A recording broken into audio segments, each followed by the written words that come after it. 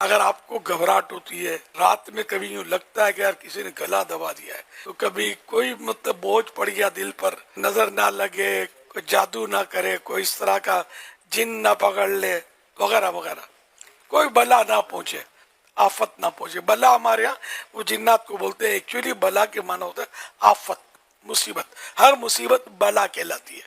اس کے لیے بہترین عمل مختصر سا اس کی عادت بنائیں۔ الحمدللہ میرا برسوں سے معمول ہے، اس کے فوائد بھی ہیں الحمدللہ۔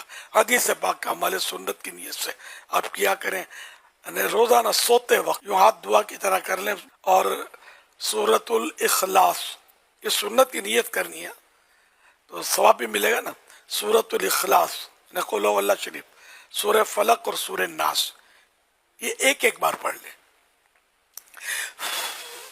چھو کر لیں، اور یہاں جہاں سے سنت یہ کہ چہرے سے شروع کرے، یعنی آگے سے شروع کرے، جہاں تک جسم کے ذرے ذرے پر جہاں تک ہاتھ پہنچ سکتا ہے، کپڑوں پر، جہاں جہاں تک ہاتھ پہنچتا ہے وہ مطلب ہاتھ پہنچانا ہے۔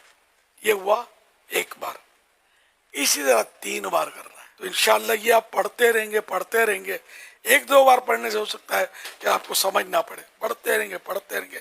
پھر لاکھ کو جادو کے وار کرے، جنات حملے کرے، نظریں آپ کی طرف بڑھتی رہیں، اللہ نے چاہا تو۔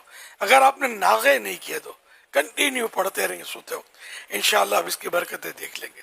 سنت ہے، میرے آقا یہ کرتے تھے صلی اللہ علیہ وسلم، جو فعل آقا کریں یار وہ کتنا اہم ہوتا ہوگا۔ یہ آپ کریں گے، حصار ہے یہ حدیث پاک میں دیا گیا ہے۔ حصار بہت پیارا ہے، بہت مزے کا ہے، فائدے والا ہے۔